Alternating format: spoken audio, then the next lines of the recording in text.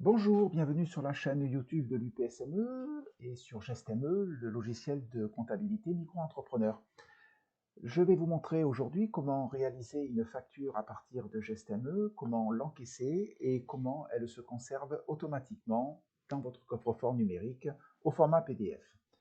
Bien, voilà, nous sommes sur notre tableau de bord et nous allons donc accéder à cette fonctionnalité de création d'une facture en cliquant sur l'onglet Devis, facture et avoir, ajouter une facture.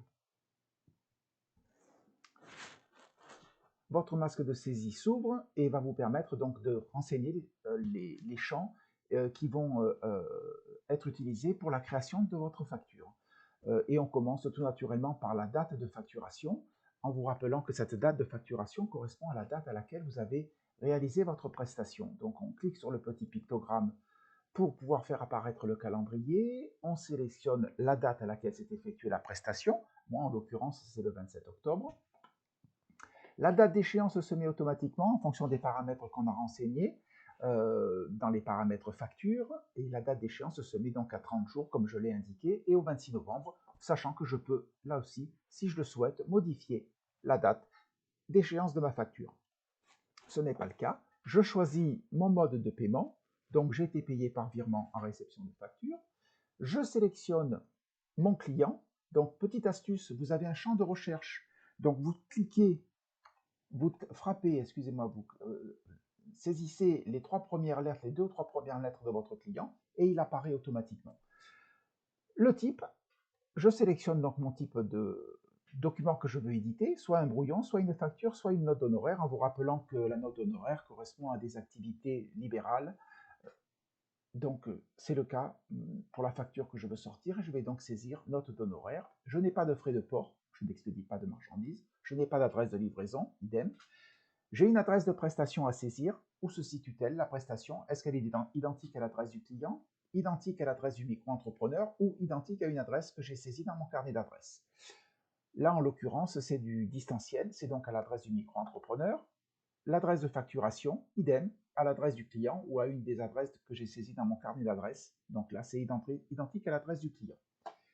Petite astuce, sur le masque de saisie, vous avez la possibilité de saisir des factures récurrentes, c'est-à-dire à quelle date vont se créer automatiquement la facture que vous souhaitez établir. Il suffit d'indiquer en nombre de jours cette récurrence. Est-ce qu'elle se fait tous les 8 jours, tous les 15 jours, tous les mois, tous les 6 mois? Vous indiquez là la récurrence en nombre de jours, en mois ou en années.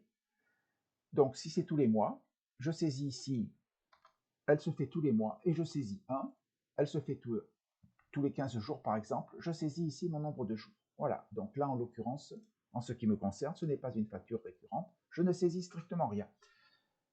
Je vais donc ajouter mon produit ou mon service en cliquant sur le bouton correspondant, j'ai un masque de saisie qui s'ouvre, je sélectionne mon produit-service, là également, petite astuce, regardez, vous avez un champ de recherche si vous avez plusieurs services ou plusieurs produits, il suffit simplement que je tape les premières lettres de mon service ou de mon produit et il apparaît. Donc je fais de la formation, c'est facturé à l'heure, c'est un service, c'est en BNC, la quantité est égale à 1 pour 60 € de l'heure, la remise en pourcentage, la remise en euros.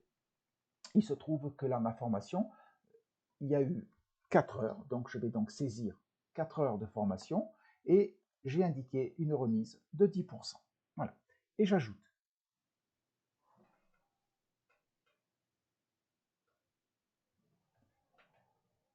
Ma prestation vient se mettre sur la ligne indiquée ici, formation, 60 €, 4 heures, 240, la remise, le montant net qui se reporte ici. Je peux très bien, si je le souhaite, rajouter une autre formation. Et je viens ici, recliquer, et de nouveau, ma fenêtre s'ouvre. Je resélectionne.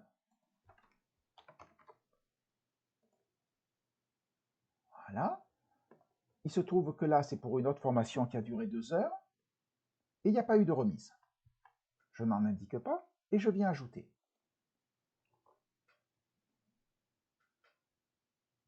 Vous voyez que la deuxième prestation vient se mettre là, comme je l'ai indiqué, et le montant total de ma facture à 336 €.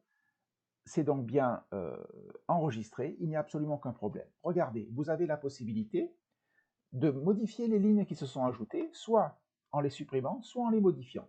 Et vous cliquez sur le petit pictogramme correspondant. Vous voyez votre fenêtre de saisie qui s'ouvre et vous pouvez, sur cette fenêtre de saisie, modifier tout ce que vous avez à modifier. Exemple, ici, par exemple, je m'aperçois que je me suis trompé sur le montant de la remise. C'est une remise de 15%. Je clique sur modifier et ma remise se modifie. Et le montant total de ma facture, de ma future facture de 324 €, c'est bien renseigné. Voilà, donc mon masque de saisie est complet, j'ai tout vérifié que tout était conforme à ce que je souhaitais saisir. Je n'ai plus qu'à cliquer sur le bouton enregistrer. Et ma facture de 324 € en date de facturation du 27 octobre, avec une date d'échéance au 23 novembre, 324 au client UPSME est en attente de paiement pour un montant de 324 €. Qu'est-ce qu'il me reste à faire? Eh bien, il me reste à l'encaisser en utilisant les pictogrammes qui me sont proposés à droite. Alors, il y en a plusieurs. Vous avez un pictogramme de modification, de voir la facture en PDF, de l'envoyer par mail, de l'encaisser ou de transformer la facture en avoir. On verra l'utilisation de ces autres pictogrammes dans un autre tutoriel. Ce que je peux déjà vous montrer d'ores et déjà, c'est donc de visualiser votre facture en PDF. Et effectivement, votre facture apparaît en PDF telle qu'elle sera envoyée, si vous le souhaitez, ou remise à votre client. Elle est bien établie donc au client UPSME avec ses références, l'adresse de facturation, l'adresse de prestation, pas d'adresse de livraison, on l'avait vu, les différents services que l'on a facturés, et elle est avec un total pour l'instant à payer de 324 € puisque cette facture-là, pour le moment, n'est pas encaissée. Donc je referme ma fenêtre. Je peux également la modifier. Je m'aperçois qu'effectivement, j'ai oublié une prestation ou je me suis trompé sur une prestation, ou même, dans l'hypothèse la plus extrême, je suis même trompé de client.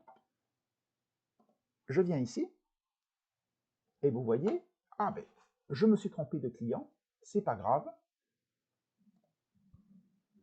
C'est bien une note d'honoraire, je lui ai bien fait de la formation, et il n'y en avait qu'une, je supprime. Et il me reste donc plus qu'une formation pour un montant de 204 €. Et parce que j'ai appris à Dupont-Jacques, effectivement, à se servir de GestME. L'adresse de la prestation, c'était du distanciel, ça ne change pas. L'adresse du client, c'est toujours l'adresse du client. Pour la facturation, c'est en ordre, je peux enregistrer. Et ma facture est bien établie à Dupont-Jacques pour un montant de 204 €. Les modifications ont bien eu lieu.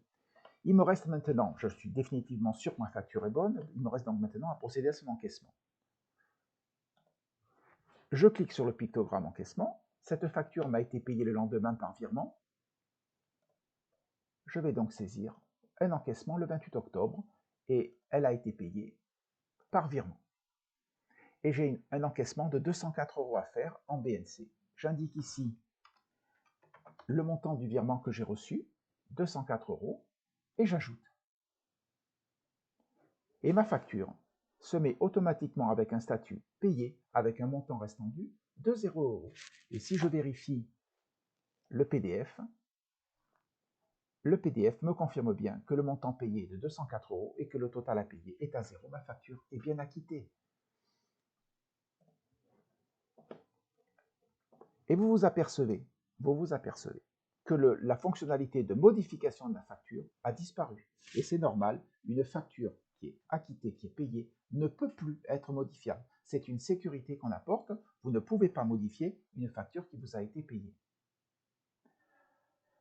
Et c'est donc normal que l'on fasse disparaître ce fameux pictogramme. Alors, qu'est-ce qui s'est passé avec ces différentes manipulations que l'on a faites sur la facture? Eh bien, il s'est passé beaucoup de choses. Il s'est passé que, déjà, en comptabilité, et dans votre livre des recettes, votre facture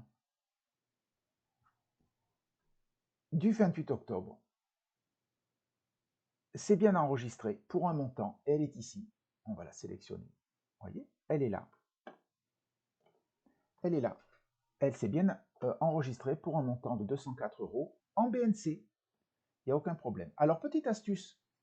Je m'aperçois, malgré avoir tout bien vérifié, que ma facture est de nouveau erronée. Je ne peux plus la modifier. Petite astuce. Première possibilité, je transforme cette facture en avoir, je l'annule, et j'en recrée une autre. Mais il y a une solution beaucoup plus simple. Petite astuce.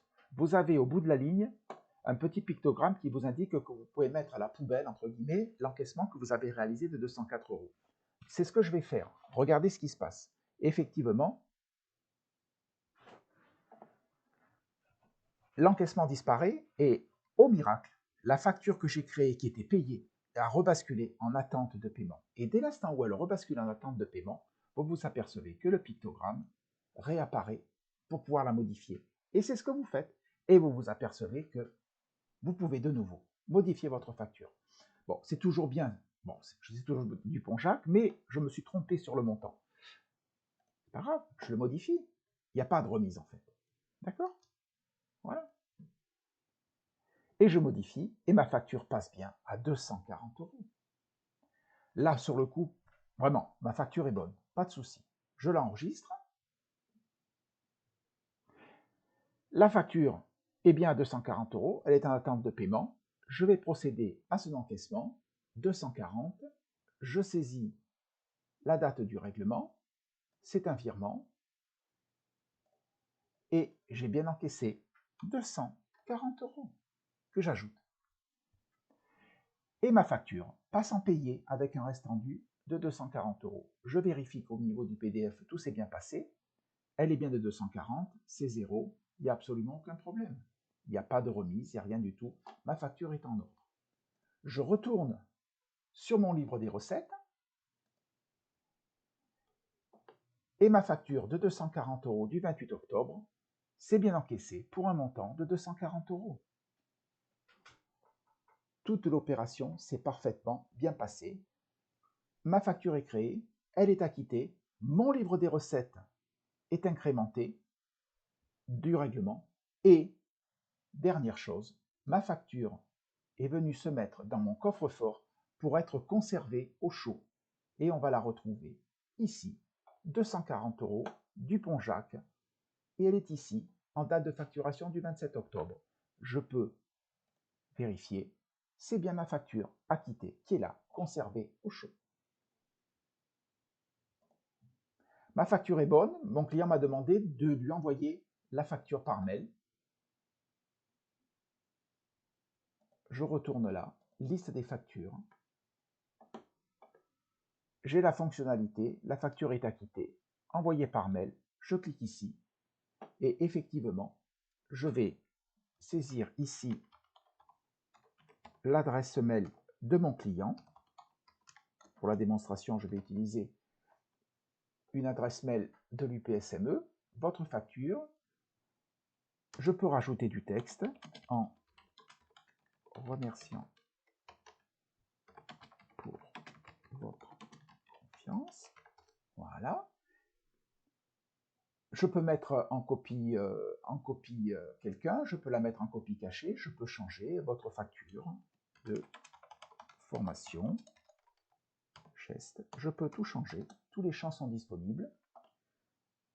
Et je clique sur, j'ai enregistré une signature, je clique sur envoyer, et la facture est envoyée.